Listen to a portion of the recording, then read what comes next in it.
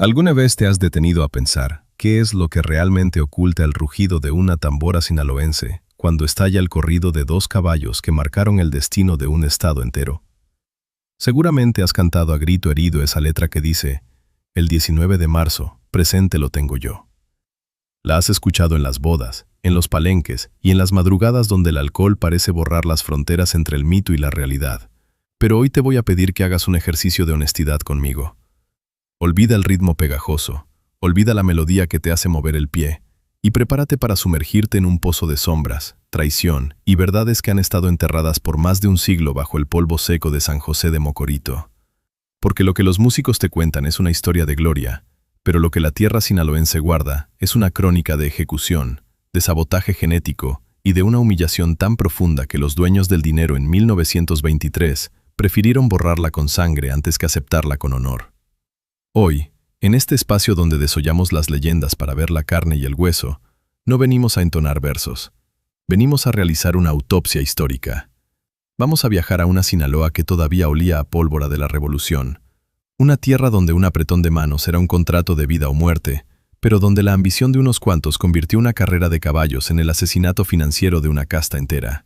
Prepárate para conocer el secreto que Pancho, el jinete del alazán, se llevó a la tumba. Prepárate para entender por qué el Rosillo no era un caballo, sino un proyectil biológico diseñado en la oscuridad para reventar el corazón de los soberbios. Estás a punto de entrar en la historia verdadera, la que no rima, la que duele, la que te hará cuestionar cada estrofa que has escuchado desde que eras niño. Antes de que pongamos el primer casco sobre el carril, quiero que te detengas un segundo y me digas en la sección de comentarios. ¿Crees que la honestidad tiene lugar en un mundo donde se apuestan ranchos, familias y el honor de un apellido? ¿Crees que un animal puede sentir que está siendo usado para una traición antes de que suene el disparo? Tu opinión es el motor de este canal, así que déjala ahí abajo, suscríbete y activa la campana, porque lo que estás por escuchar hoy no lo vas a encontrar en ninguna enciclopedia de equitación. Esto es Sinaloa pura, cruda y sin filtros. Para comprender lo que ocurrió aquel 19 de marzo, tenemos que situarnos en el centro de un torbellino social. Mocorito, en 1923, era el epicentro de un México que intentaba encontrar su identidad después del caos revolucionario. La vieja aristocracia, los señores feudales del Porfiriato, intentaban desesperadamente mantener sus privilegios, mientras una nueva clase de hombres, astutos, resentidos y hambrientos de poder, buscaban cualquier grieta para derribarlos. En esa época, las carreras parejas no eran un pasatiempo. Eran el Tribunal Supremo. No se corría por un trofeo de latón, se corría por el control de las aguas, por las hectáreas de riego y por el derecho a mirar a los demás por encima del hombro. Y en ese tablero de ajedrez, los señores del quelite tenían a la reina, el alazán. Hablemos de este animal con la frialdad que se merece. El alazán de Mocorito no era un caballo común. Si pudieras ver una fotografía de alta resolución de la época, verías una estampa que rozaba la perfección divina. Su color era el alazán tostado, un tono cobrizo que bajo el sol de mediodía parecía emitir luz propia, como si estuviera forjado en una fundición de oro. Tenía una alzada imponente de 13 cuartas, un cuello que se arqueaba con la elegancia de un cisne negro, y unas patas que eran el sueño de cualquier anatomista, finas, secas, con las venas marcándose como ríos sobre un mapa de seda. Pero fíjate bien en su construcción interna. El alazán era un producto de élite.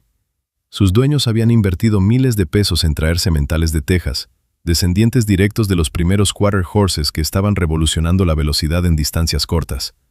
Era un animal de fibras blancas, diseñado para la explosión pura. Sus pulmones tenían una capacidad de expansión asombrosa, permitiéndole oxigenar su musculatura en milisegundos. Vivía en una burbuja de cristal. Bebía agua filtrada en tinajas de barro, comía granos seleccionados a mano y dormía sobre camas de paja que se cambiaban 2 veces al día. El alazán era el símbolo del quelite. Hermoso, caro, invicto y, por encima de todo, profundamente arrogante. Había ganado 63 carreras oficiales sin que nadie pudiera siquiera verle la cola. Era el dios de los carriles sinaloenses, y sus dueños creían que su trono estaba asegurado por la eternidad. Pero la historia nos ha enseñado que cuando un hombre se cree Dios, el destino le envía un recordatorio de su mortalidad.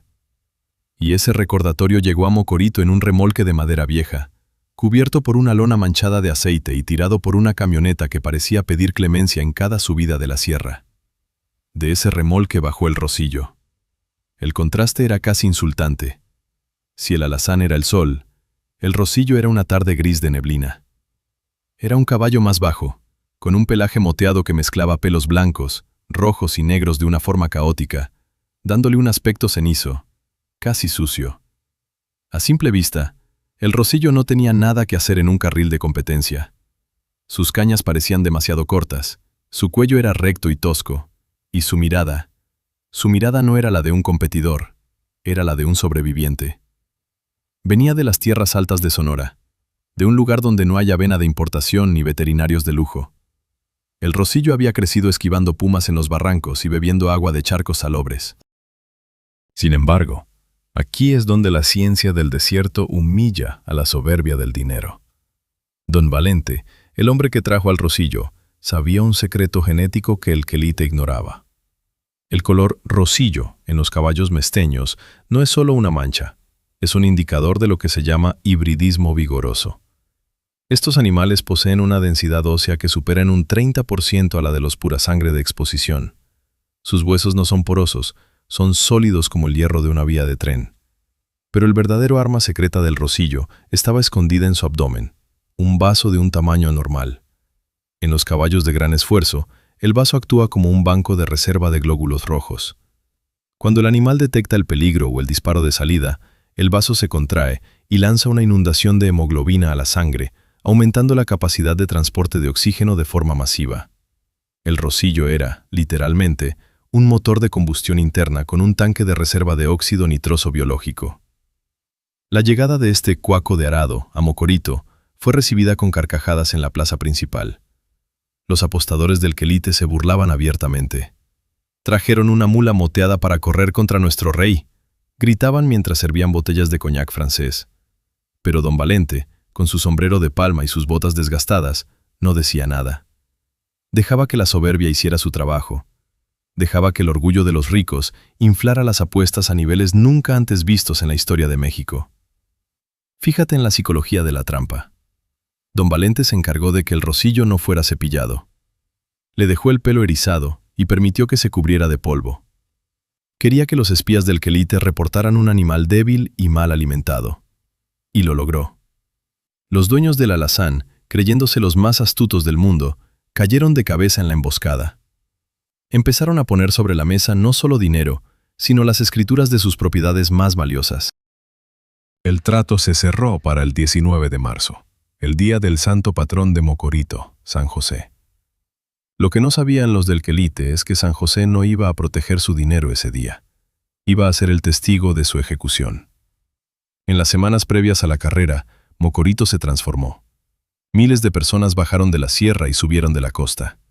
El aire olía a una mezcla peligrosa de mezcal, estiércol de caballo y la electricidad de un conflicto inminente. Se decía que el Sindicato de las Sombras, un grupo de hombres poderosos que querían ver caer al quelite, estaba financiando secretamente a don Valente. Se hablaba de reuniones nocturnas en establos alejados, donde se pactaban traiciones que harían temblar a cualquiera. Pero lo más oscuro de esta historia, lo que te hará sentir un frío en la nuca, fue lo que ocurrió con Pancho, el jinete del alazán. Pancho era un muchacho que había crecido en el rancho de los señores del quelite. Amaba al alazán más que a su propia vida. Pero una noche, 3 hombres lo interceptaron en la oscuridad de una brecha. No le ofrecieron dinero. Le mostraron un documento que probaba que su padre sería encarcelado y sus tierras confiscadas por una deuda antigua si el alazán ganaba la carrera. «Solo tienes que hacer un movimiento», le susurraron. «Solo un pequeño tirón de rienda en el momento justo, y tu familia será libre». Imagina el tormento de ese muchacho, compadre. Por un lado, la lealtad al animal que era su alma. Por el otro, la salvación de su sangre. Pancho pasó las noches en vela, llorando abrazado al cuello del alazán, mientras el caballo, con esa sensibilidad mística que poseen los equinos, empezaba a absorber el miedo y la tristeza de su jinete. El alazán, que siempre había corrido con una confianza ciega, empezó a mostrar signos de ansiedad. Pateaba las paredes del establo, se negaba a comer y sudaba un líquido blanco y viscoso incluso en el descanso. Mientras tanto, en el campamento de Don Valente, el Rosillo estaba en un estado de trance. Lo alimentaban con una mezcla secreta de granos germinados y miel de colmena silvestre, un combustible rico en glucosa de absorción lenta que mantendría sus niveles de energía estables durante el clímax del esfuerzo. No le permitían ver a otros caballos. Querían que su testosterona se acumulara, que su instinto de dominio se volviera una olla a presión. El Rosillo no estaba siendo preparado para correr, estaba siendo preparado para asesinar la reputación de un ídolo. Llegó la mañana del 19 de marzo. El sol de Sinaloa salió como un disco de platino hirviente en el cielo azul profundo. Las calles de Mocorito estaban atestadas.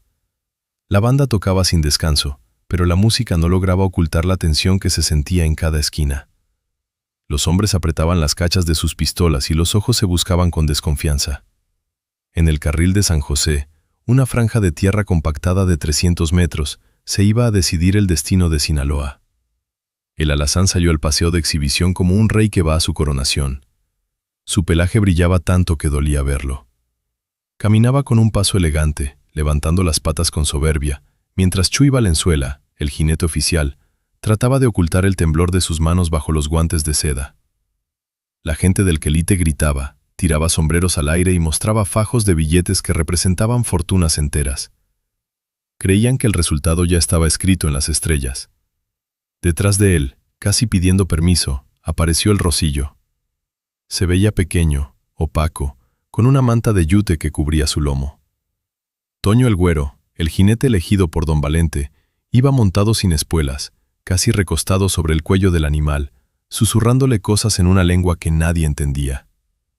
La multitud se burló del Rosillo una vez más. Le gritaron, «Mula, rastro, 5 centavos». El Rosillo ni siquiera movió las orejas. Estaba en su zona. Estaba listo para el sacrificio. Fíjate bien en el detalle del partidero.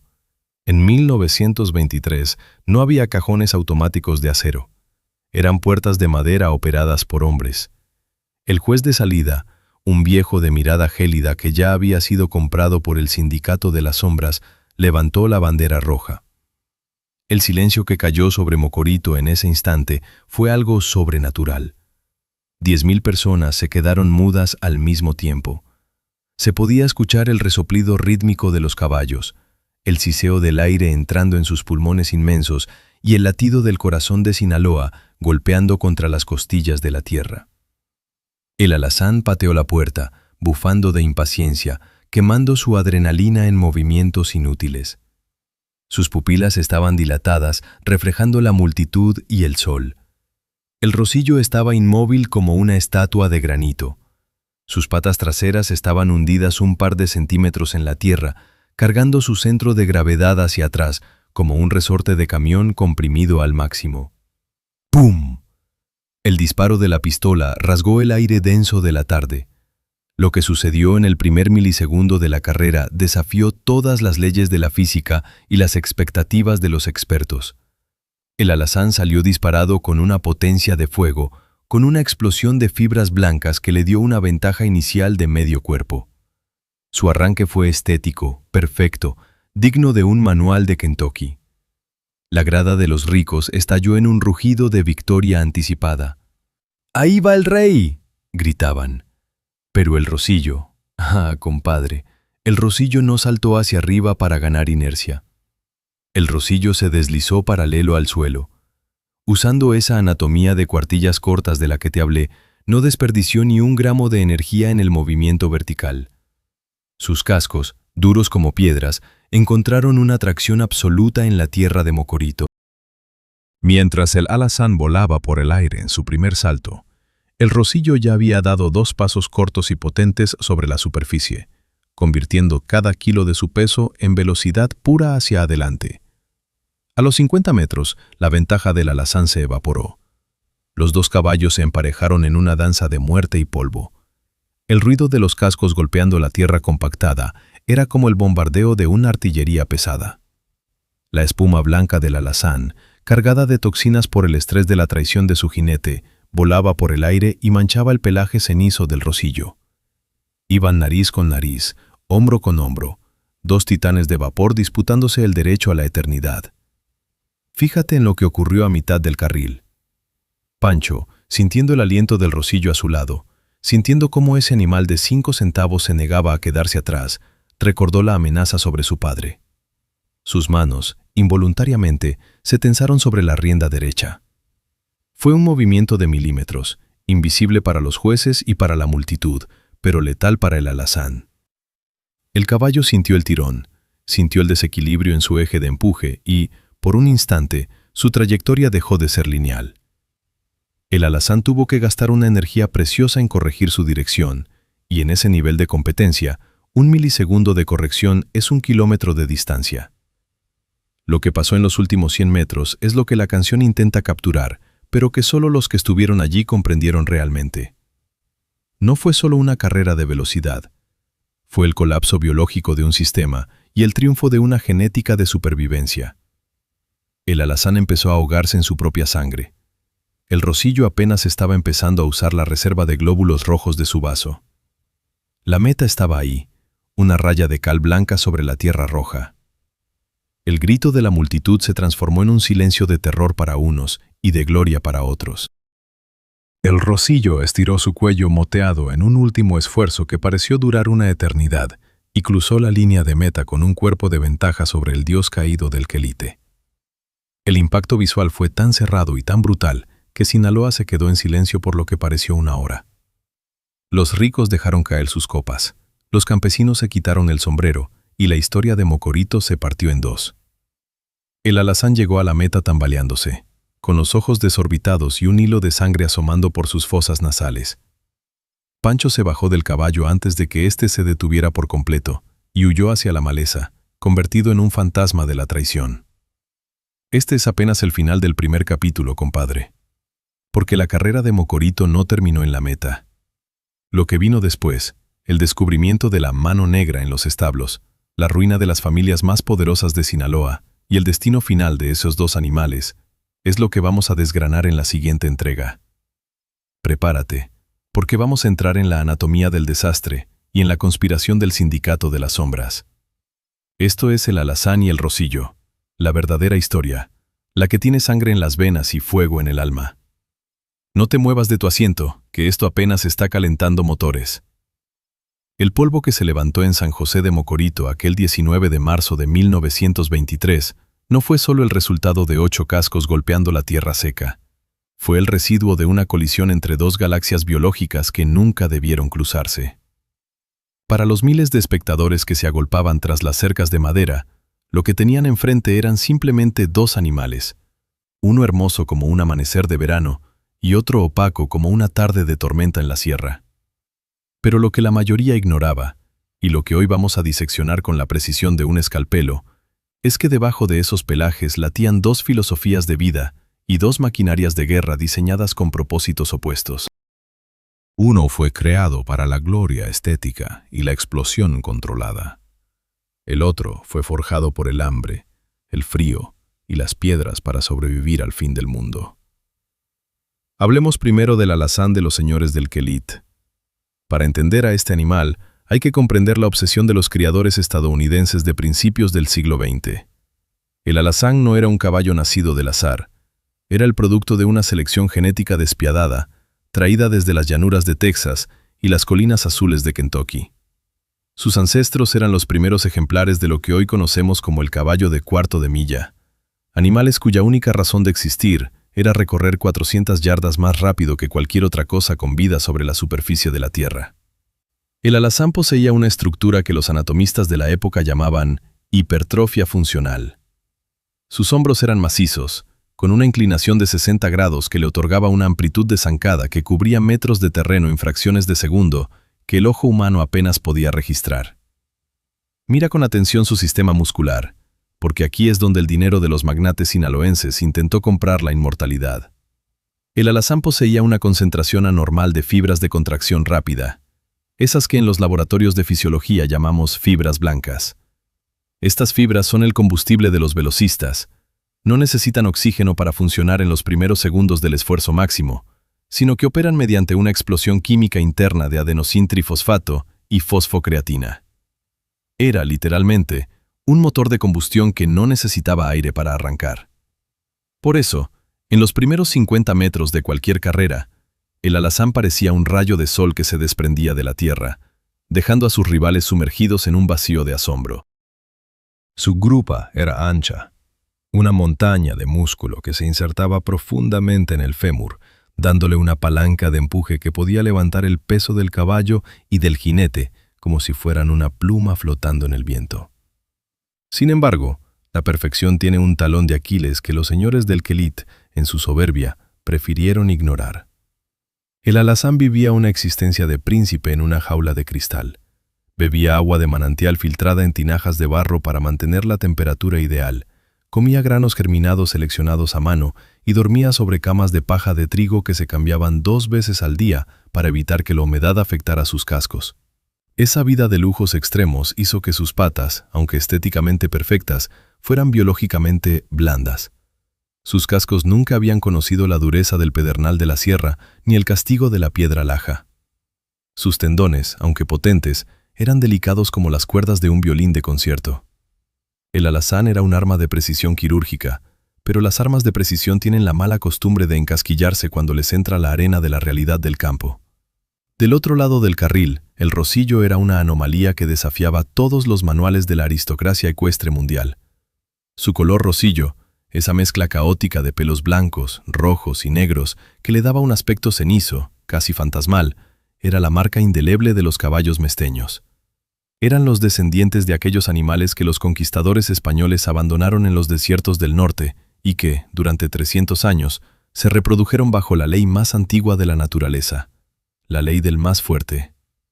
Mientras que el alazán era un producto de la selección humana y el capricho de los ricos, el rosillo era el hijo predilecto de la selección natural y la escasez. Analiza este dato genético. En la sabiduría de los viejos caballerangos, el factor rosillo está vinculado a lo que la ciencia moderna define como hibridismo vigoroso. Estos animales poseen una densidad ósea que supera en un 30% la de un pura sangre de exposición. Sus huesos no son porosos, son sólidos, compactos, pesados, diseñados para no romperse cuando el animal tiene que saltar una grieta en la sierra a medianoche. El rosillo tenía las cañas de las patas notablemente más cortas que el alazán, lo que a simple vista lo hacía ver menos elegante y más chaparro. Pero en la física brutal de los carriles de pueblo, eso era una ventaja que el sindicato de las sombras sabía explotar. Una pata corta tiene un arco de oscilación mucho más rápido. Mientras el alazán daba un paso majestuoso y largo, el rosillo ya había golpeado la tierra 2 veces con la cadencia rítmica de una ametralladora Thompson. Pero entremos en las entrañas del rosillo, ahí donde se escondía el verdadero terror de los apostadores que ese día perderían hasta la camisa. Don Valente, el preparador del rosillo, sabía que para ganarle a un campeón de élite no bastaba con correr. Había que aguantar el castigo del ácido láctico. El rosillo poseía un vaso de un tamaño desproporcionado, una herencia de sus ancestros que tenían que huir de los pumas por kilómetros. En un caballo de alto rendimiento, el vaso actúa como un banco de reserva de glóbulos rojos. Cuando el sistema nervioso detecta la detonación del disparo de salida, el vaso se contrae con una fuerza violenta y lanza una inundación de hematocritos frescos a la sangre, aumentando la capacidad de transporte de oxígeno de manera instantánea. El rosillo, por haber crecido subiendo y bajando los cañones de la Sierra Central en busca de pasto, tenía un hematócrito basal mucho más alto que el del alazán. Al llegar a los 200 metros, cuando el alazán empezaba a sentir que sus músculos se convertían en plomo derretido por el ácido, el rosillo apenas estaba activando su tanque de combustible de reserva. El entrenamiento del rosillo fue una obra maestra de la crueldad inteligente. Don Valente no lo llevaba a los carriles de arena suave para consentirlo. Lo llevaba a los lechos secos de los arroyos, donde la arena es profunda, pesada y traicionera. Obligaba al caballo a galopar ahí durante horas, con el sol de las 2 de la tarde cayendo como fuego sobre su lomo. Este proceso forjó 2 cosas. Primero, fortaleció los ligamentos suspensores de sus patas hasta volverlos cables de acero imposibles de distender. Segundo, obligó al animal a desarrollar una técnica de remado con las patas delanteras. El rosillo no pisaba la tierra, la rascaba con furia, la empujaba hacia atrás con una mecánica que minimizaba cualquier deslizamiento lateral.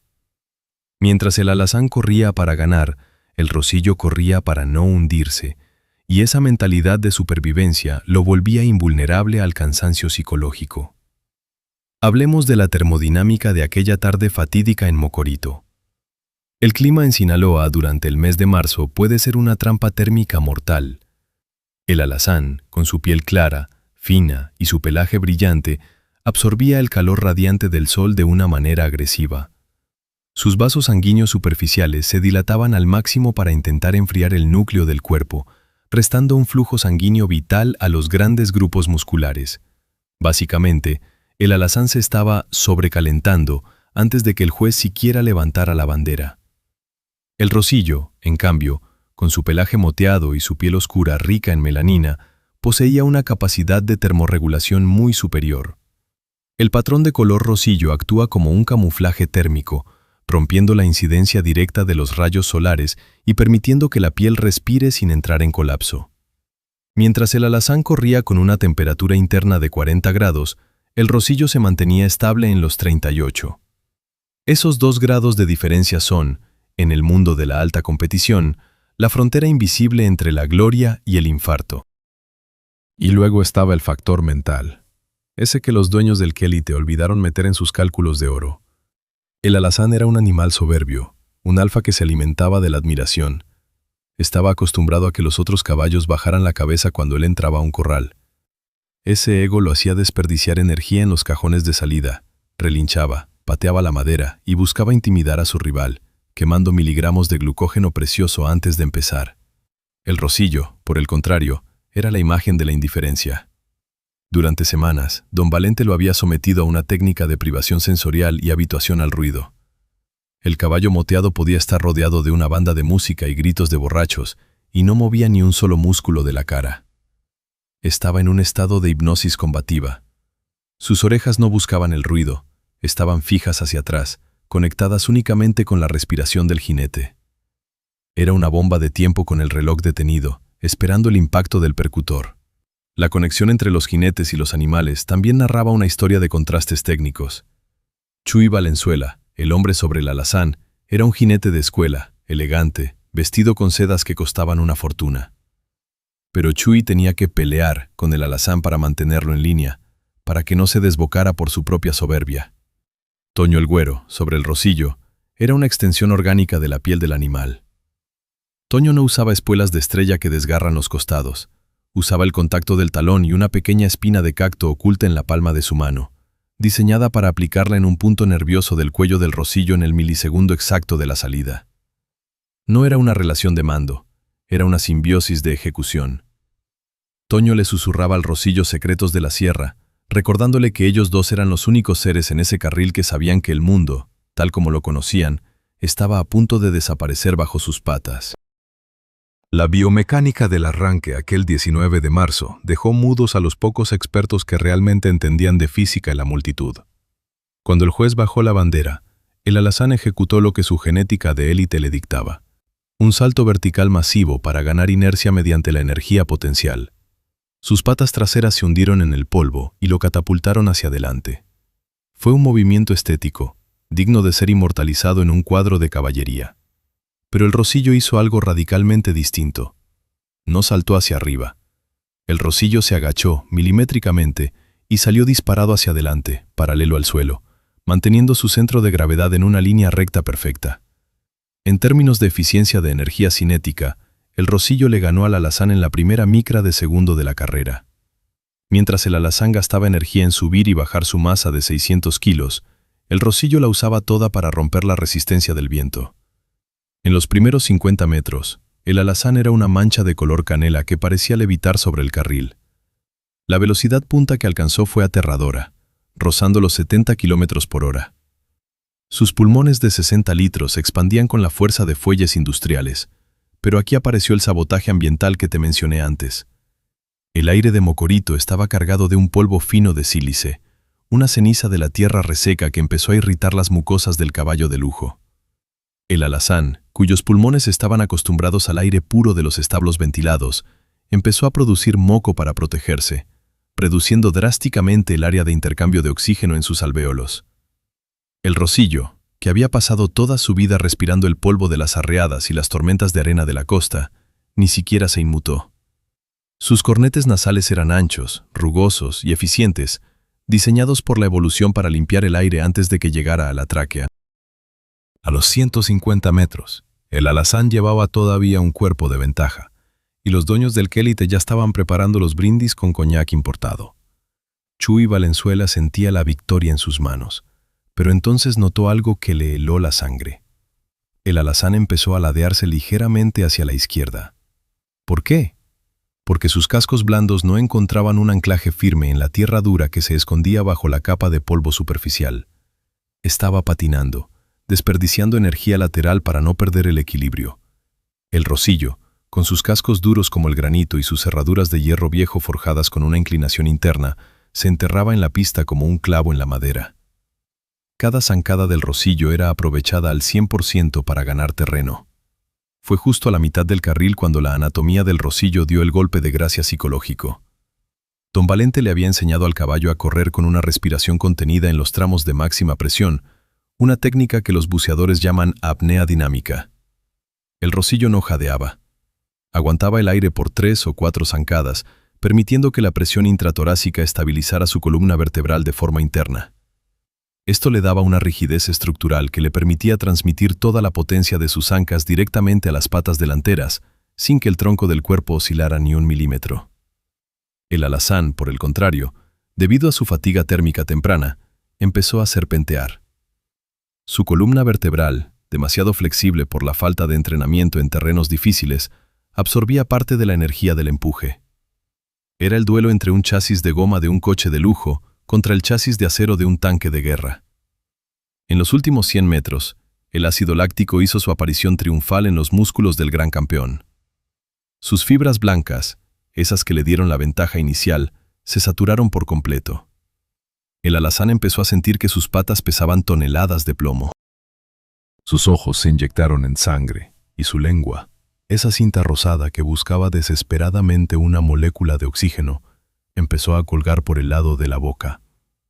El Rosillo, gracias a su vaso gigante y su hematócrito de guerrero, seguía operando en una fase aeróbica eficiente.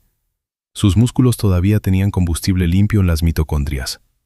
El momento en que el Rosillo alcanzó al alazán produjo un silencio que todavía duele recordar en Mocorito.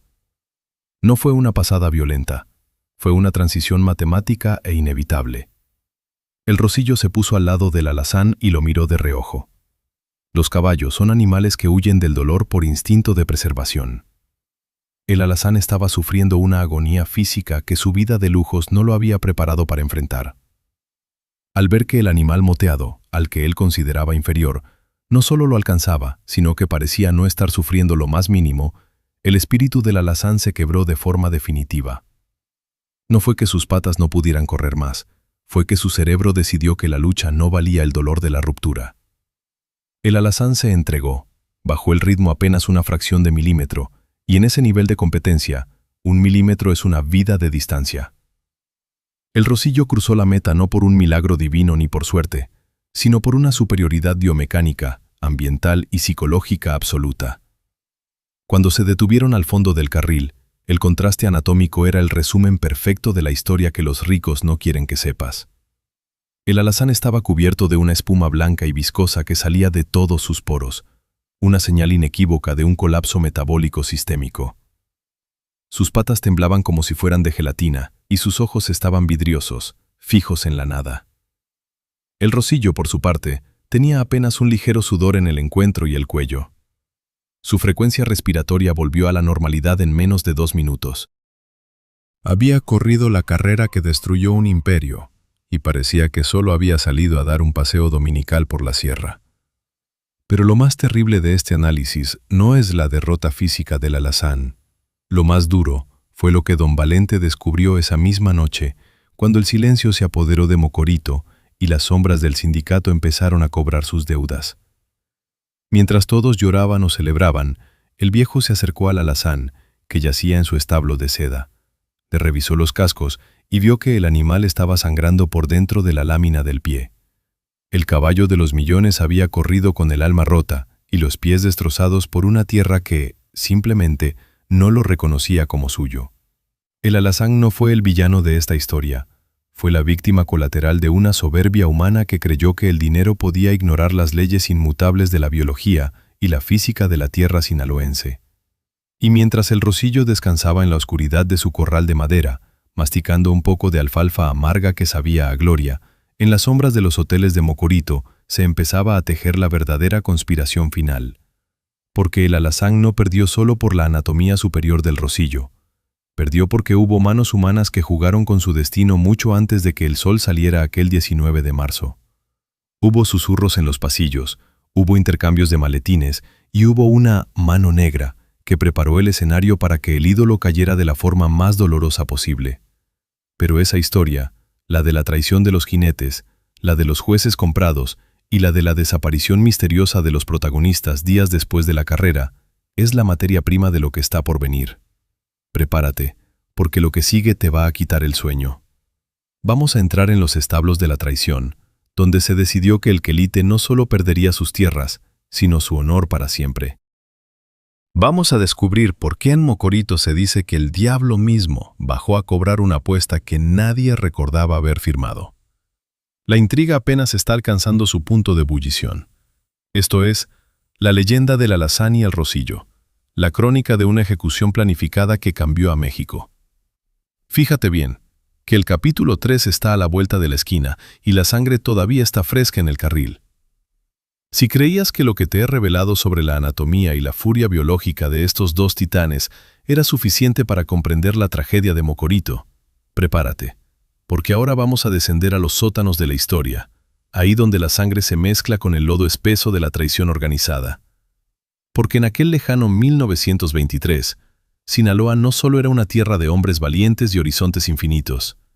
Era un tablero de ajedrez geopolítico y financiero donde los peones vestían sombrero de palma y las torres eran caballos de un cuarto de milla.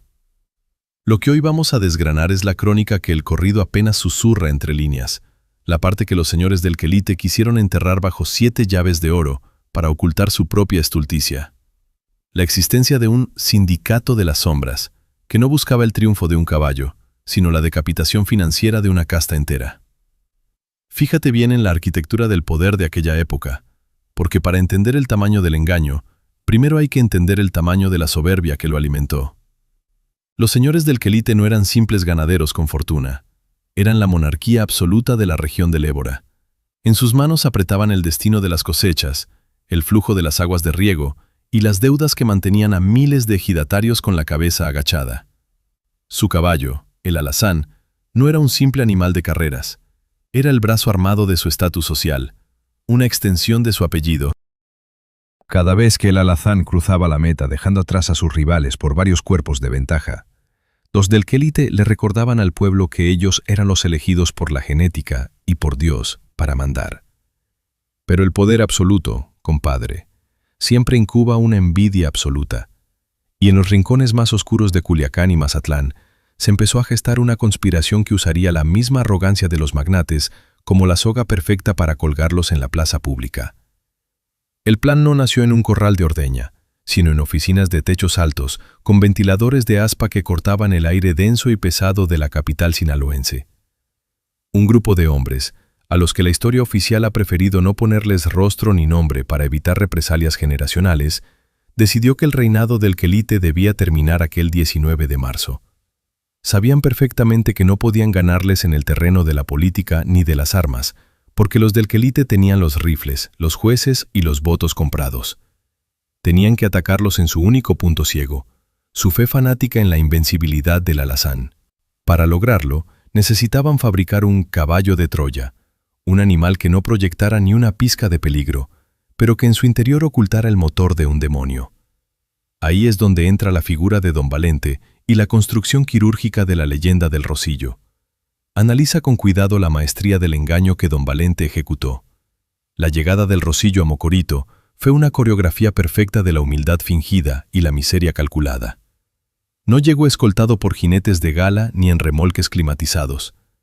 El Rosillo apareció de madrugada, en una traila de madera vieja que parecía que se iba a desarmar con el simple siseo del viento de la sierra, jalada por una mula flaca que ocultaba la potencia del vehículo motorizado que venía detrás. El caballo venía cubierto por una manta de yute sucia, manchada de aceite y tierra, y don Valente se encargó personalmente de que el animal no recibiera ni un solo cepillazo durante semanas.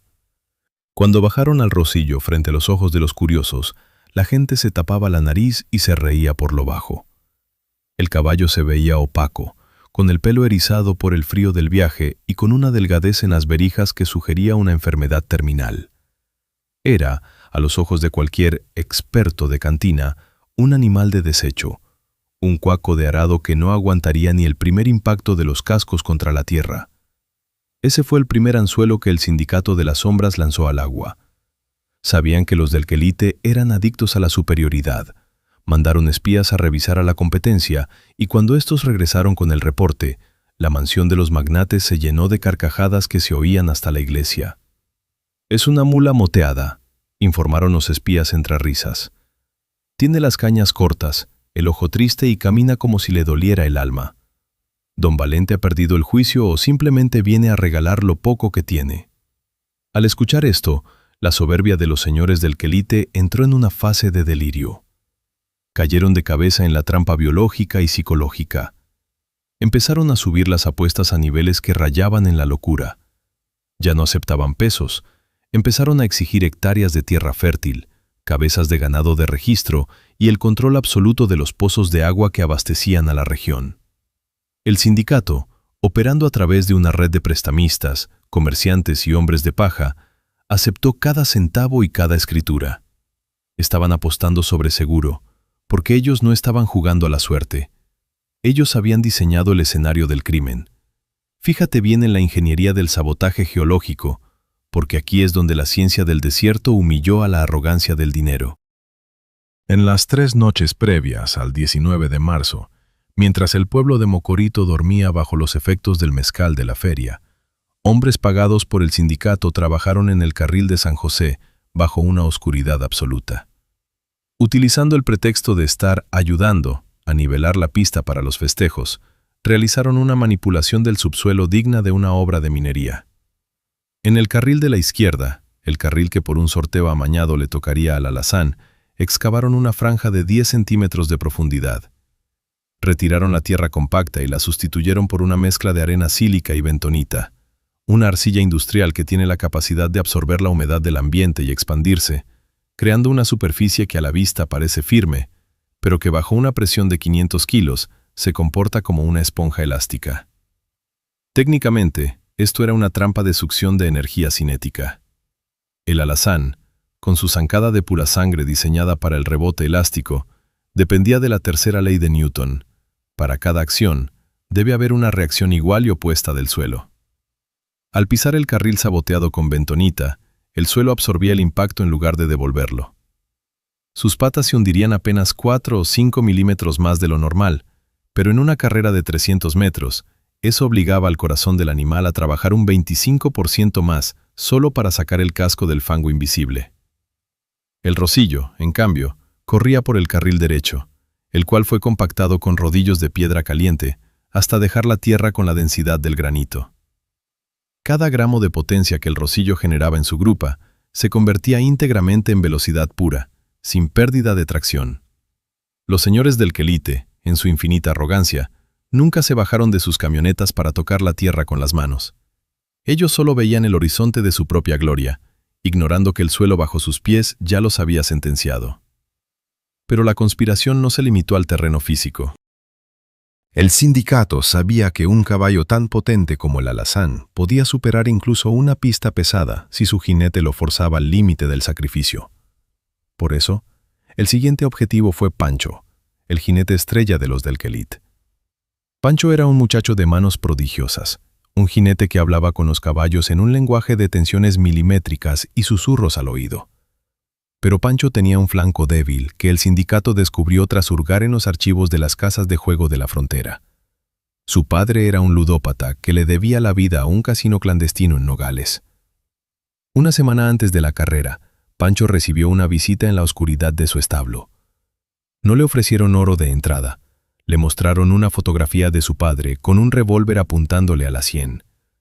«No queremos que frenes al caballo de forma descarada», le dijeron con una frialdad que le congeló la médula. Solo queremos que en el segundo arco de la carrera, cuando el alazán alcance su pico de revoluciones, no le permitas alinear su columna vertebral con su cadera. Mantén su cuello apenas un grado inclinado hacia la derecha. Fíjate en la sutileza diabólica de este sabotaje biomecánico. Al inclinar el cuello del caballo un solo grado, se rompe la cadena cinética de los músculos largos de la espalda. El alazán no perdería la carrera de forma evidente, pero su empuje dejaría de ser lineal. Estaría desperdiciando una cantidad masiva de energía en corregir su propia trayectoria, una corrección que era invisible para el ojo de los 10.000 espectadores, pero letal para el cronómetro del destino.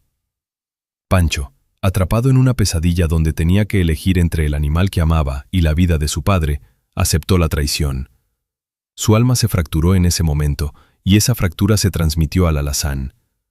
Los caballos son sismógrafos emocionales, y el alazán detectó de inmediato que el hombre que debía ser su guía se había convertido en su carcelero. Mientras tanto, en el búnker secreto de Don Valente, el Rosillo estaba terminando su metamorfosis de cuaco de arado a proyectil de guerra. El caballo moteado no era el animal débil que el pueblo veía. Debajo de la capa de suciedad provocada se escondía una maquinaria biológica afinada en las altitudes de la Sierra Madre, donde el aire es ralo y solo los fuertes sobreviven. Don Valente le suministraba una dieta que la medicina veterinaria de 1923 ni siquiera sospechaba. Una mezcla de granos germinados ricos en enzimas, miel de colmena silvestre para una carga glucémica inmediata y un destilado de raíces de torote prieto, un broncodilatador natural que permitía que la yegua mantuviera un intercambio de oxígeno perfecto, incluso en el clímax del esfuerzo anaeróbico. El Rosillo fue entrenado bajo una técnica de privación sensorial extrema. No se le permitía ver a otros caballos ni escuchar el bullicio de la gente. Se le mantenía en una oscuridad controlada, acumulando una carga de adrenalina y testosterona que su cuerpo no podía liberar, convirtiendo sus músculos en una olla a presión a punto de estallar. Don Valente sabía que el día de la carrera, el Rosillo no correría por el premio, correría por la liberación de su propia tensión interna. Era una bomba biológica con el detonador en manos de Toño el Güero, el jinete del sindicato. Toño era un hombre que no tenía familia, que no tenía miedo y que había sido mercenario en los últimos estertores de la revolución. Toño no montaba al Rosillo. Toño era el gatillo de esa arma cargada de resentimiento social y técnica depurada. Llegó el mediodía del 19 de marzo. Mocorito era un volcán de pasiones y dinero. Los magnates del quelite llegaron al carril de San José con una parafernalia que rayaba en la insolencia. Traían orquestas completas de viento, barricas de vino europeo y maletas de piel llenas de monedas de oro que mostraban con desprecio a los campesinos que habían bajado de los cerros con sus ropas remendadas. El pueblo entero, por una cuestión de identidad regional, estaba del lado del alazán. Ver al alazán correr era ver el triunfo de Sinaloa sobre el resto del mundo. Nadie, absolutamente nadie en la multitud, podía concebir que una mula moteada pudiera siquiera compartir el mismo aire que el campeón de los millones. En las mesas de apuestas, el sindicato de las sombras terminó de apretar el nudo. A través de sus operarios disfrazados de rancheros forasteros, aceptaron todas las apuestas de ventaja de luz. Los del quelite, en su delirio de omnipotencia, decían: si nuestra joya no gana por 3 cuerpos de diferencia, devolvemos el dinero y entregamos las tierras. Fue el movimiento final. En ese instante, $3 millones en activos y efectivo cambiaron virtualmente de manos antes de que se diera el primer paso. El trato estaba sellado con la firma invisible del sindicato y la tinta de la traición. Analiza el detalle de los jinetes cuando entraron al partidero. Pancho, sobre el alazán, parecía un fantasma. Sus ojos estaban hundidos en sus cuencas y sus manos, envueltas en las riendas de seda del quelite, vibraban con una frecuencia que el alazán detectó como una señal de peligro inminente. El caballo, que siempre había encontrado en Pancho un muro de seguridad, sintió esta vez un abismo de terror. Su corazón, que debía estar latiendo rítmicamente en la calma previa a la tormenta, empezó a tener arritmias severas por el estrés transmitido. El alazán empezó a sudar una espuma blanca, densa y viscosa, una señal clara de que su sistema nervioso simpático estaba colapsando por la ansiedad antes de que se abrieran las puertas. A su lado, en el cajón derecho, estaba el Rosillo. Don Valente le había quitado la costra de mugre apenas unas horas antes, revelando una piel que bajo el sol de Mocorito brillaba con un tono de mármol frío. El Rosillo estaba inmóvil, como una gárgola de piedra tallada en la montaña. Toño el Güero no llevaba fusta ni espuelas visibles. Llevaba una pequeña espina de cacto oculta en la palma de su mano derecha, diseñada para aplicarla en un punto gatillo del cuello del Rosillo en el microsegundo exacto de la detonación inicial. El juez de salida, un hombre al que el sindicato le había prometido una vida de lujo en San Diego, California, si no le temblaba el pulso, levantó la bandera roja. El silencio que se apoderó de Mocorito en ese instante fue algo que los cronistas de la época describieron como un vacío en el tiempo. 10,000 almas dejaron de existir como individuos para convertirse en un solo ojo que miraba el partidero. Se podía escuchar el siseo del viento rozando las hojas de los mezquites y el resoplido cavernoso de los pulmones del alazán, que ya estaban trabajando en deuda de oxígeno antes de arrancar. ¡Pum! El disparo de la pistola no fue el inicio de una carrera, fue el estallido de una era. Lo que sucedió en ese primer milisegundo es lo que todavía hoy los físicos del deporte estudian con asombro. El alazán, movido por una genética de quarter horse refinada hasta el extremo, salió con una explosión de fibras blancas que le dio una ventaja instantánea de medio cuerpo. Su arranque fue estético, heroico, digno de un monumento en la plaza principal. Los magnates del quelite se pusieron de pie, gritando con las copas en alto. «Ahí va el rey, mírenlo humillar a la mula». Pero el Rosillo, compadre, el Rosillo no saltó. El Rosillo se deslizó paralelo a la tierra. Usando su anatomía de cuartillas cortas y su entrenamiento en arroyos secos, no desperdició ni una caloría en el movimiento ascendente. Mientras el alazán volaba por el aire en su primer gran salto, el Rosillo ya había dado 2 pasos cortos y brutales sobre la superficie compactada del carril derecho, convirtiendo cada kilo de su masa en una flecha de inercia pura. A los 50 metros, la trampa de la bentonita hizo su aparición en la historia.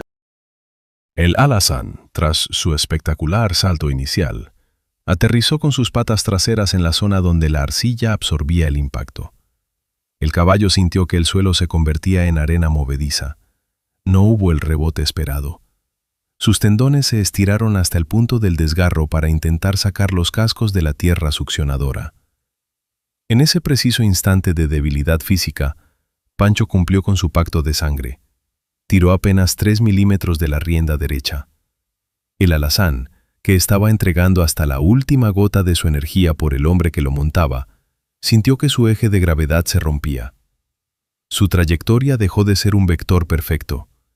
El caballo tuvo que realizar un esfuerzo sobrehumano de los músculos aductores para no ladearse y caer contra la cerca.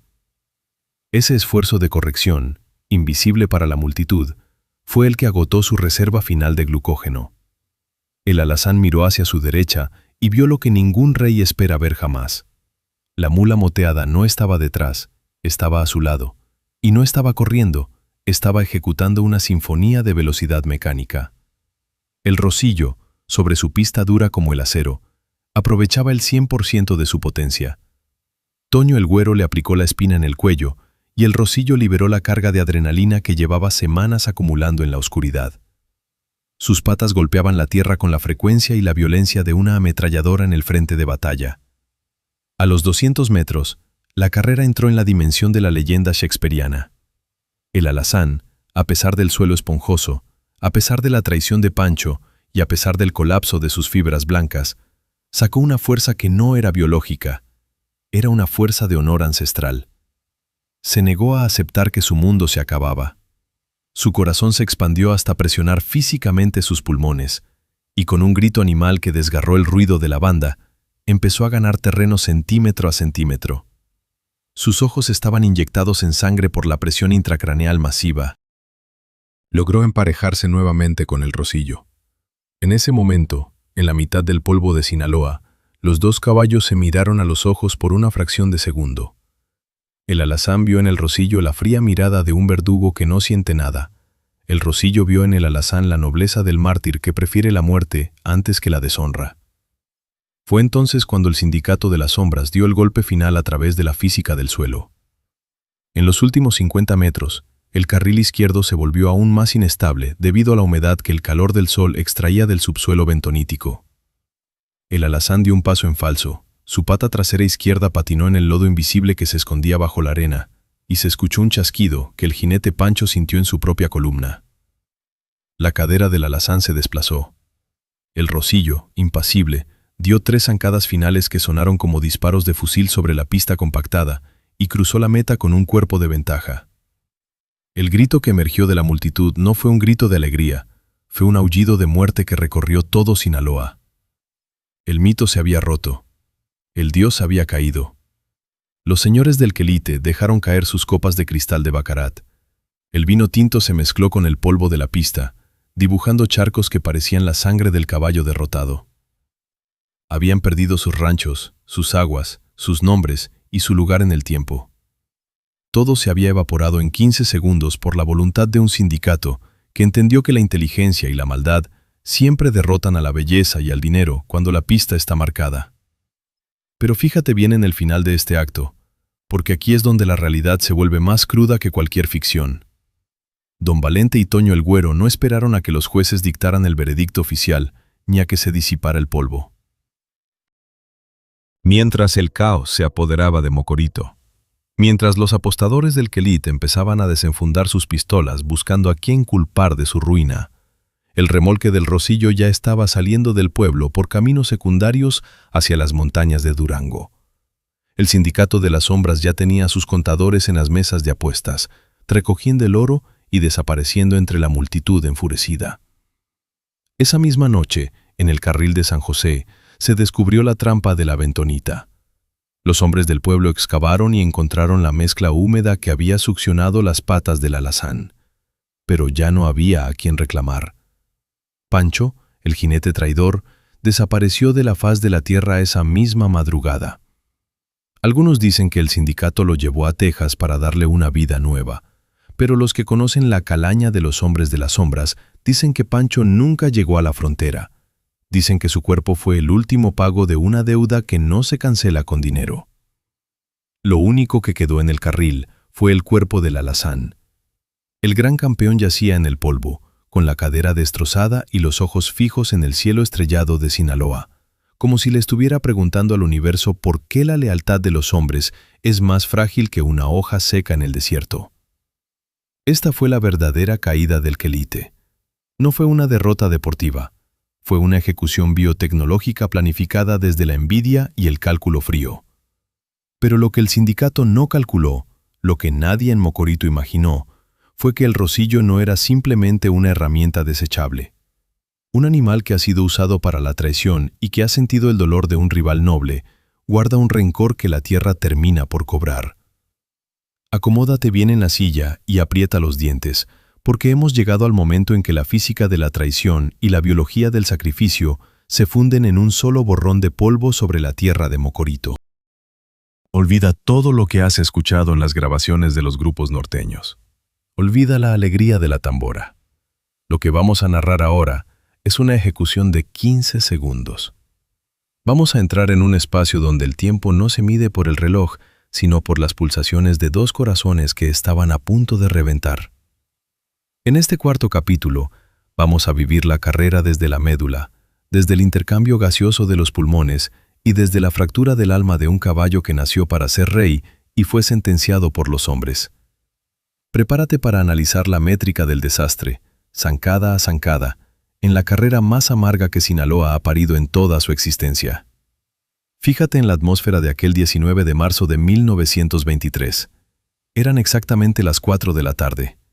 El sol no era una luz, era un peso físico que aplastaba los hombros de las 10,000 almas congregadas en el carril de San José.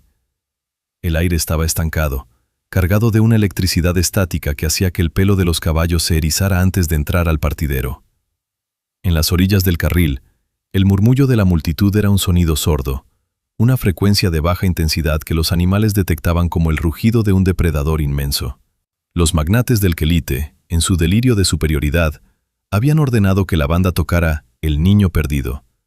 Pero para los jinetes, esa música sonaba como un requiem. Dentro de los cajones de madera, el universo se redujo a 8 metros cuadrados de tensión pura. Analiza el contraste neurobiológico que se estaba gestando tras las compuertas. En el cajón izquierdo, el alazán era una caldera de vapor con las válvulas selladas. Su sistema nervioso simpático estaba disparando ráfagas masivas de noradrenalina. El caballo detectaba el terror de Pancho, su jinete, a través del sudor ácido de sus palmas y la vibración errática de sus piernas. El alazán no entendía de deudas bancarias ni de conspiraciones del sindicato, pero su instinto le gritaba que el hombre que debía ser su brújula estaba apuntando hacia el abismo. El caballo empezó a serpentear dentro del cajón, golpeando las tablas con los hombros, desperdiciando miligramos de glucógeno precioso en movimientos de ansiedad. Sus pupilas estaban dilatadas al máximo. El iris apenas era una línea delgada. Estaba viendo fantasmas antes del disparo. En el cajón derecho, el rocillo era la imagen del vacío absoluto. Don Valente, usando una técnica de digitopuntura en los ganglios cervicales, había inducido al animal en un estado de bradicardia controlada. El rocillo no estaba asustado, estaba en un estado de meditación combativa. Sus orejas no bailaban buscando el ruido de la multitud, estaban ancladas hacia atrás, fijas en el ritmo respiratorio de Toño el Güero. El rocillo estaba acumulando una presión hidrostática en sus músculos que solo esperaba la orden de liberación. Era un muelle de acero templado, comprimido al límite de su resistencia elástica. El juez de salida, un hombre cuyo silencio había sido comprado con oro y miedo, caminó hacia la línea. Levantó la bandera roja. Observa el vacío que se hizo en ese segundo. 10.000 personas dejaron de respirar al unísono. Fue un silencio mineral, un silencio de tumba que permitió escuchar el siseo del aire entrando en los pulmones de los caballos, un sonido seco, como de fuelles de fragua trabajando en la oscuridad. El juez miró la cara pálida de Pancho y la mirada de granito de Toño. Sabía que la historia estaba a punto de romperse. ¡Pum! El disparo no fue un ruido, fue la señal de una fractura en la realidad. Fíjate en el primer microsegundo de la carrera. Lo que la visión humana registró como una explosión de polvo fue en realidad un duelo de leyes físicas. El alazán, fiel a su genética de quarter horse, ejecutó un salto de poder vertical. Sus patas traseras, cargadas de fibras blancas, se hundieron en la tierra buscando el rebote que lo lanzara al horizonte. Pero aquí es donde la trampa de la bentonita que el sindicato había enterrado hizo su primera aparición. El suelo del carril izquierdo no le devolvió la energía. La bentonita, expandida por la humedad del subsuelo, se comportó como una ventosa biológica. El alazán sintió que sus cascos se hundían 8 centímetros más de lo normal. En lugar de salir como un proyectil, salió como si estuviera arrastrando el peso de su propio destino. El rocillo, en cambio, no desperdició ni una caloría en elevarse. Toño el Güero le soltó la cara y le aplicó la espina de cacto en el punto gatillo del cuello. El rocillo salió agachado, con el vientre rozando el polvo, aprovechando la pista compactada del carril derecho que era dura como el mármol de una morgue. En los primeros 5 metros, la ventaja no fue de distancia, fue de inercia. El rocillo ya iba a 60 kilómetros por hora cuando el alazán apenas terminaba de despegar sus patas traseras del fango invisible. A los 50 metros, el orgullo del alazán tomó el mando. El animal, dándose cuenta de que el terreno lo traicionaba, activó una reserva de fuerza que desafiaba su propia anatomía. Sus pulmones de 60 litros se expandieron con tal violencia que las costillas crujieron bajo la cincha. Empezó a recuperar terreno con una zancada majestuosa, cubriendo casi 10 metros en cada salto. Era una mancha de fuego cobrizo que rugía sobre el carril. Los dueños del Quelite, viendo que su joya despertaba, empezaron a gritar: ¡Ahí va el rey! ¡Mírenlo volar sobre la mula! Pero fíjate en la métrica de esa zancada. El alazán estaba teniendo que hacer un esfuerzo de corrección lateral constante para no perder el equilibrio en el suelo inestable. Estaba quemando su reserva final antes de llegar a la mitad del trayecto. A los 100 metros, la temperatura en los tendones del alazán subió a niveles críticos. La fricción de las fibras colágenas contra la vaina sinovial empezó a desnaturalizar las proteínas. El caballo estaba corriendo sobre una lija ardiente, mientras que el rosillo, en su carril de hielo, se deslizaba con una eficiencia mecánica que daba miedo. El caballo moteado no jadeaba, mantenía una respiración rítmica, profunda, aprovechando cada molécula de oxígeno que sus cornetes nasales filtraban del polvo de mocorito. 150 metros, la mitad del infierno. Ocurrió lo que los viejos llaman el beso de los titanes. El alazán, movido por un honor que Pancho no poseía, logró emparejarse con el rosillo. Fue una imagen cinematográfica. Dos masas de músculo y hueso, fundidas en una sola nube de polvo, nariz con nariz, hombro con hombro. El estruendo de los cascos era un bombardeo rítmico que hacía vibrar el suelo bajo los pies de los espectadores hasta los huesos. La espuma blanca del alazán, cargada de toxinas por el estrés oxidativo, volaba por el aire y manchaba el pelaje cenizo del rosillo. En ese instante supremo, los dos animales se miraron. Analiza la psicología de ese segundo, porque ahí se decidió la carrera. El alazán miró al rosillo con unos ojos inyectados en sangre, unos ojos que buscaban un rival de carne y hueso al cual derrotar, pero solo encontró la mirada vacía de una máquina de guerra. El rosillo no estaba compitiendo. El rosillo estaba ejecutando un algoritmo de velocidad diseñado por Don Valente. El alazán sintió, por primera vez en sus 63 victorias, el aliento de un fantasma. Sintió que no importaba cuánto corazón pusiera en el carril, la sombra moteada no se iba a detener, porque ella no corría por gloria, corría por la liberación de su propia tensión interna. Fue entonces cuando Pancho, el jinete del alazán, sintió que el mundo se le venía encima. Recordó la pistola apuntando a su padre, recordó el oro sucio del sindicato y, en un acto que marcaría su linaje por generaciones, hizo el movimiento final de la traición. No usó el látigo, porque la multitud lo habría linchado. Hizo algo mucho más técnico y letal. Le dio un apretón de rienda asimétrico. Tiró apenas 4 milímetros más de la rienda derecha, justo en el momento en que el alazán estaba en la fase de vuelo de su zancada más potente. Observa la física del desastre. En un caballo que va a 75 kilómetros por hora, un cambio de 4 milímetros en la tensión de la boca altera el ángulo de ataque de la columna vertebral en 4 grados. El alazán, que estaba entregando su vida por el hombre que lo guiaba, sintió que su eje central se partía. Para no rodar por el suelo y matar a su jinete, el caballo tuvo que sacrificar la potencia de empuje de su pata trasera izquierda para estabilizar su masa hacia la derecha. Fue como si un motor de 8 cilindros perdiera de golpe la compresión en 4 de ellos. El alazán serpenteó apenas un parpadeo, pero ese parpadeo fue la ventana por donde la derrota entró a reclamar su reino. El rosillo, libre de sabotajes y potenciado por la tracción perfecta de su carril, no perdonó. Toño el Güero se pegó al cuello del animal, casi fusionando su piel con la del rosillo, y le susurró la palabra clave. En ese segundo, el vaso del rosillo se contrajo de forma espasmódica, lanzando la carga final de glóbulos rojos al torrente sanguíneo. Fue una inyección de vida en medio de la muerte. El rosillo no aumentó la longitud de sus pasos, aumentó la frecuencia. Sus patas empezaron a golpear la tierra con la rapidez de una ametralladora pesada en una trinchera. A los 200 metros, la mancha ceniza empezó a despegarse del fuego canela. No fue un rebase explosivo, fue una separación agónica, centímetro a centímetro, como si el rosillo estuviera siendo atraído por un imán gigante desde la meta. El grito de la multitud cambió de frecuencia. El júbilo de los ricos se transformó en un murmullo de terror, y el silencio de los pobres se volvió un rugido de esperanza que hacía temblar las cercas de madera. ¡El rosillo! ¡Va el rosillo!, se escuchaba como un trueno que bajaba de la sierra. Fíjate en lo que estaba ocurriendo dentro de la caja torácica del alazán. El ácido láctico había saturado sus fibras musculares.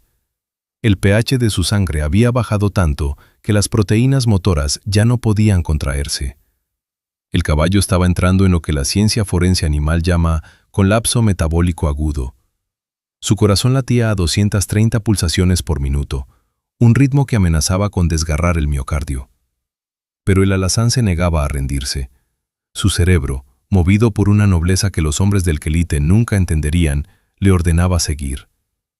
En un intento final por alcanzar a la sombra moteada, el alazán dio un salto de fe, un salto donde puso toda la potencia mecánica que le quedaba, pero la trampa de bentonita le entregó la factura final. Al aterrizar de ese salto, su pata trasera izquierda golpeó una zona de arcilla saturada de humedad. El casco se hundió, el tendón suspensor se estiró más allá de su límite elástico y se escuchó un crack seco que solo el jinete Pancho sintió en sus propias rodillas. La cadera del alazán sufrió una luxación masiva. El dolor fue una descarga eléctrica que le recorrió la espina dorsal hasta el cerebro. El gran campeón de Mocorito, el ídolo de Sinaloa, sintió que sus patas se convertían en agua. Sus ojos se pusieron vidriosos, su lengua se tornó azul por la hipoxia y su trayectoria se volvió una espiral de agonía. Los últimos 50 metros fueron una carnicería para la vista. El Rosillo volaba, literalmente volaba sobre la pista dura, con Toño el Güero casi acostado sobre su lomo, minimizando la resistencia aerodinámica. El Rosillo cruzó la meta con un cuerpo de ventaja, un cuerpo de luz que en Sinaloa se sintió como una herida de muerte para la vieja aristocracia. Fíjate en el silencio que cayó sobre Mocorito en el instante en que el Rosillo pasó la raya de cal. No fue un silencio de respeto, fue un silencio de shock sistémico. 10,000 personas se quedaron petrificadas, como si les hubieran arrancado el alma. Los ricos dejaron caer sus copas de cristal de baccarat. El sonido del cristal rompiéndose contra el suelo fue el epitafio del imperio del quelite. Los campesinos se quitaron el sombrero, no para celebrar, sino porque sentían que habían sido testigos de algo prohibido, de un milagro oscuro que no lograban procesar. El Rosillo no se detuvo a recibir aplausos. Toño el Güero lo guió hasta el fondo del carril, donde don Valente ya tenía la rampa del remolque abierta. No hubo fotos, no hubo entrega de premios, no hubo celebraciones. El Rosillo entró al remolque todavía sudando, con la mirada fija en el horizonte, como si supiera que su misión de traición ya estaba cumplida. Don Valente cerró la rampa y la camioneta desapareció en las nubes de polvo de la tarde antes de que los jueces pudieran dictar el tiempo oficial del desastre. Pero observa lo que quedó en el carril, amigo. Ahí está la verdadera historia. El alazán llegó a la meta tambaleándose, con las patas abiertas para no caerse. Pancho, el jinete traidor, se bajó del animal antes de que éste se detuviera por completo y salió huyendo hacia la maleza, convertido en una sombra de vergüenza que la historia nunca volvió a ver. El alazán se quedó solo en la raya de cal.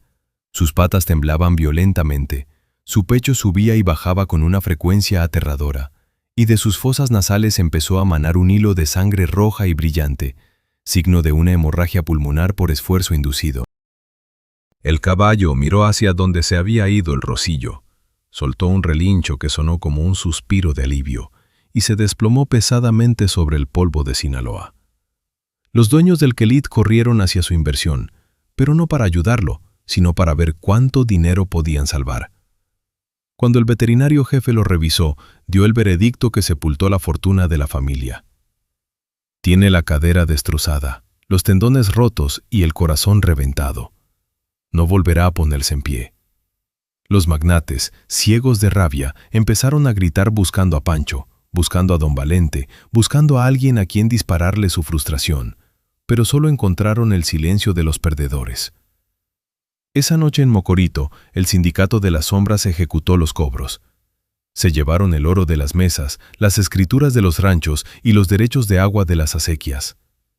El quelite se despertó al día siguiente siendo más pobre que los hombres que antes humillaba. La traición había sido perfecta, la física del carril había sido exacta y la biología del alazán había cumplido su sentencia de muerte. Pero fíjate bien, porque la historia del alazán y el Rosillo no terminó con ese desplome en la meta. Lo que vino después, la leyenda del fantasma cenizo que se aparece en las noches de San José, el destino final de don Valente y la verdad que se escondió bajo la fosa del campeón, es lo que vamos a desgranar en el quinto y último capítulo. Prepárate para el cierre de la traición y para entender por qué, 100 años después, en Sinaloa todavía se dice que el dinero puede comprar la pista, pero nunca podrá comprar la lealtad de la sangre. Cuando el último gramo de tierra suspendida en el aire de Mocorito terminó por depositarse sobre el suelo aquel 19 de marzo de 1923, no solo se asentó el polvo de un carril, se asentó el peso de una sentencia histórica. La tarde caía con una pesadez de plomo sobre Sinaloa, tiñendo el horizonte de un color púrpura que parecía la sombra de un hematoma gigante. 10.000 personas, que apenas minutos antes eran un hervidero de gritos, apuestas y música de viento, se transformaron de golpe en un cementerio de estatuas. Nadie se movía, nadie hablaba. El choque sistémico de ver al chaparro moteado cruzar la meta por delante de la perfección encarnada del alazán fue un evento que fracturó la psique colectiva de la región. En ese preciso instante, compadre, el tiempo en Sinaloa se partió en dos: el mundo de antes de la carrera y el desierto de cenizas que quedó después. Analiza el escenario del colapso con la frialdad de un forense. En la zona de las carpas de lujo, el silencio era tan espeso que se podía masticar. Los señores del quelite, parados sobre alfombras que ya no les pertenecían, miraban sus carteras y sus relojes de oro como si fueran objetos de una civilización extinguida. El vino tinto de sus copas rotas se filtraba en la tierra seca, dibujando un mapa de la ruina. Habían cometido el pecado capital de la alta finanza: apostar el capital de 3 generaciones en una variable biológica de 15 segundos. En ese atardecer, las escrituras de los ranchos más prósperos de Mocorito, los derechos de explotación de las acequias y el destino de miles de cabezas de ganado cambiaron de dueño sin que se disparara un solo fusil. Fue una expropiación técnica, una ejecución de guante blanco orquestada por el Sindicato de las Sombras, que usó la soberbia de los magnates como la guillotina perfecta. Pero la verdadera tragedia, la que todavía hace que a los viejos sinaloenses se les empañen los ojos al recordarla, no estaba en las mesas de apuestas, sino en la raya de cal. Fíjate en los restos del alazán, el mártir involuntario de esta conspiración. El gran campeón yacía sobre su costado derecho, con el pelaje canela empapado en un sudor frío que brillaba como el barniz bajo la luz moribunda del sol. Sus patas, esas maravillas de la ingeniería genética que habían costado fortunas, temblaban con una frecuencia vibratoria que indicaba un fallo multiorgánico.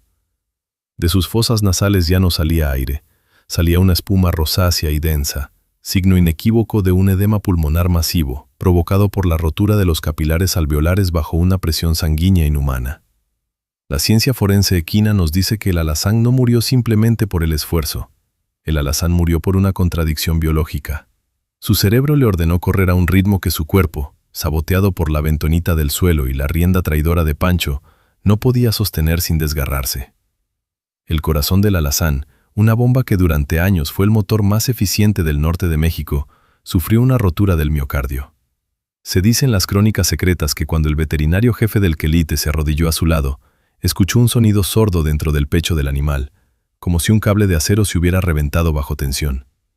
El caballo miró al hombre por última vez, y en su ojo oscuro, dilatado por la agonía, no había rastro de la soberbia que antes lo caracterizaba. Solo había la paz del que sabe que el sacrificio ha terminado. Un solo disparo de gracia puso fin a su respiración, y con ese estruendo se selló la fosa de la aristocracia porfiriana en Sinaloa. El alazán fue enterrado ahí mismo, bajo el carril que él mismo había bendecido con sus victorias anteriores, convirtiéndose en el cimiento de una leyenda que se alimenta de la derrota. Pero observa ahora el rastro del Rosillo, el proyectil moteado que ejecutó el plan del sindicato. El ganador no tuvo vuelta de gloria. No hubo fotos con el gobernador ni coronas de flores sobre su cuello. Toño el Güero, cumpliendo la orden militar de don Valente, guió al Rosillo directamente hacia el remolque oculto tras las arboledas del río.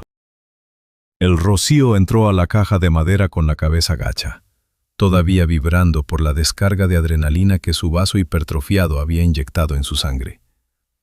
Fue la última vez que el pueblo de Mocorito vio al animal. El Sindicato de las Sombras no permitía cabos sueltos. Sabían que el Rosillo era la prueba física del fraude.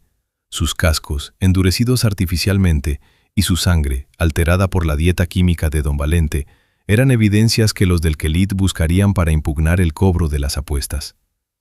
Cuenta la leyenda negra de Culiacán que el Rosillo no llegó vivo a la sierra de Durango. Se dice que en una parada técnica en medio del desierto, los mismos hombres que lo habían preparado le aplicaron una inyección de cloruro de potasio directamente a la vena yugular.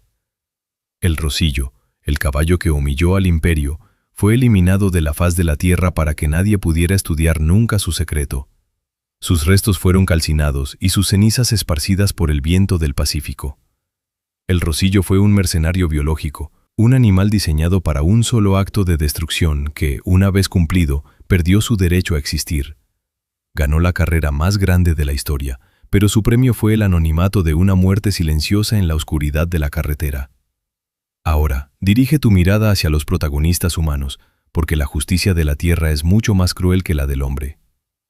Hablemos de Pancho, el jinete del alazán, el muchacho que vendió su lealtad por la salvación de su sangre.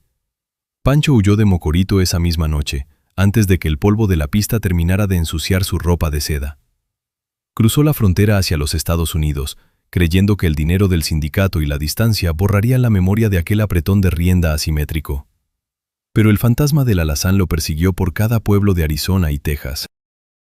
Dicen los que lo conocieron en sus últimos años que Pancho vivía en un estado de paranoia constante, sintiendo en sus manos la tensión fantasma de la rienda derecha que le rompió el eje al campeón. Terminó sus días trabajando como peón de limpieza en un hipódromo de mala muerte en las afueras de Houston, recogiendo el estiércol de caballos que no valían ni la sombra del animal que él traicionó. Murió solo, en una habitación que olía a alcohol y remordimiento, con las manos crispadas como si todavía estuviera intentando alinear un cuello que él mismo decidió torcer. Y don Valente, el arquitecto del engaño, el cerebro que transformó una mula moteada en una máquina de asesinato financiero. Valente creyó que su inteligencia lo pondría por encima de la cadena alimenticia del sindicato. Se retiró a una propiedad en las profundidades de la Sierra Madre, rodeado de lujos y guardias armados. Pero el sindicato de las sombras tiene una regla de oro. El que sabe cómo se construyó la trampa es el único que puede revelar dónde está el tesoro. Un año y un día después de la carrera de Mocorito, don Valente fue encontrado en su porche, sentado en su mecedora de mimbre, mirando hacia el horizonte sinaloense. No le faltaba ni un peso de su fortuna, pero tenía un orificio de entrada de calibre 38 en la base del cráneo. El sindicato le cobró el silencio eterno, porque en el mundo de las sombras, el oro solo se disfruta si no tienes lengua para contar cómo lo conseguiste.